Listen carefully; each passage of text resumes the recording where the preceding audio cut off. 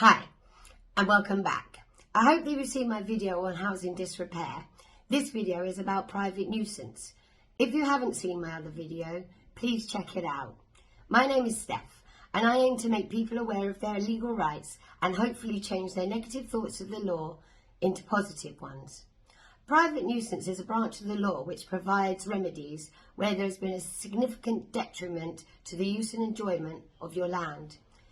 The law of private nuisance was initially formed to protect the rich landowners during the Industrial Revolution, but has since extended to people that hold a secure tenancy in social housing properties. I'm going to walk you through the various issues that private nuisance covers and get you the right help. Where a neighbour is preventing the use and enjoyment of the land or causing damage to your land, you can sue in private nuisance. You must have a secure tenancy.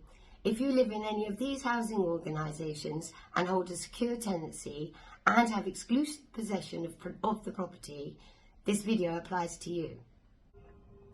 Any physical damage to your garden by an offending neighbour or the housing organisation themselves is a private nuisance. This could be caused by water escape or even demolition machinery from adjoining land.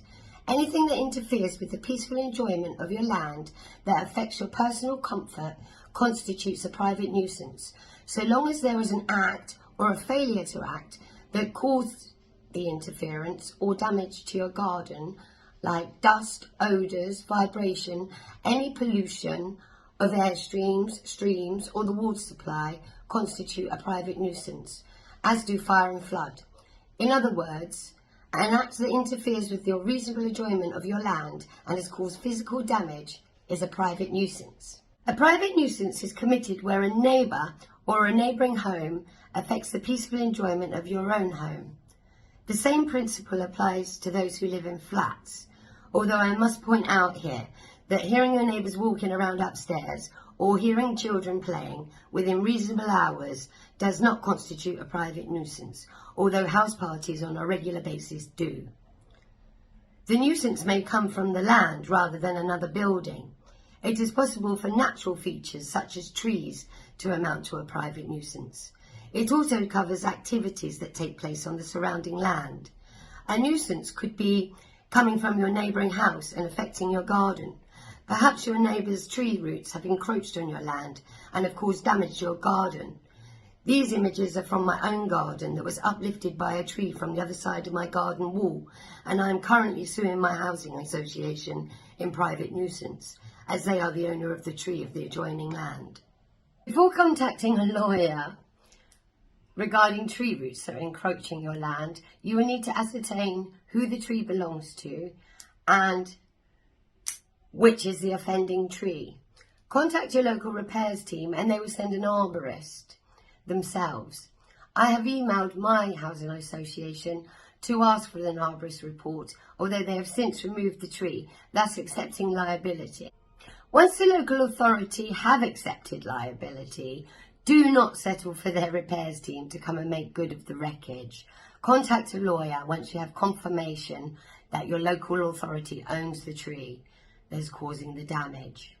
Moving to a nuisance does not justify it, and in fact, where the housing team have recently done an end of tenancy inspection, they ought to have been aware of the nuisance when they signed the property over to you, in which case you may be able to claim all of your rent back, even if it's paid by housing benefit, and be paid for damages for the loss and enjoyment of your property for the entire duration of your stay. Otherwise, your claim will start from the date that you reported the problem. I will also add that there will be a term in your tenancy agreement that states that you must report all issues as soon as you are aware of them. Let's look at other forms of private nuisance and how we can stop the nuisance and claim damages for the loss of enjoyment of your land and the cost of repairs to put things right. It's very important that you remain civil when addressing the housing association regarding the nuisance, as it is a civil issue. If your neighbour is being malicious when causing the nuisance, it is very important that you do not engage in a feud with them. Contact a lawyer and let them correspond for you. Where malice is concerned, the judge is always in favour of the civil party. If you are enduring Antisocial behaviour. Keep a note of incidents as and when they occur and how they affect the enjoyment and use of your property. Do not engage with your neighbour. Things will only be worse for you should you go to court. Keep a journal of how you are affected by the nuisance and give the evidence to the lawyer. An injunction is the probable outcome where antisocial behaviour is concerned. When reporting a nuisance, it is best to do so by email so that you have a log of all communications and lack of communication too. You will also have a starting date from when the nuisance started or when you made the housing provider aware of the issue. Each of these factors will be accounted for by your lawyer regarding the damages you are owed. The more evidence that you collate, the better. The existence of a nuisance is determined by considering its effect on a reasonable person and the use of their land and how it affects the use and enjoyment of your garden. If the nuisance would not have disturbed any other reasonable person, then it will not be considered a nuisance. Supersensitivity is not a ground for private nuisance. The duration and time of the nuisance are also taken into consideration. However, places that benefit the public, for example football grounds or cricket grounds, so long as the grounds are only used during normal hours, will not constitute an unreasonable use of the land or a private nuisance. Thank you for watching, and I hope that you have found this video useful.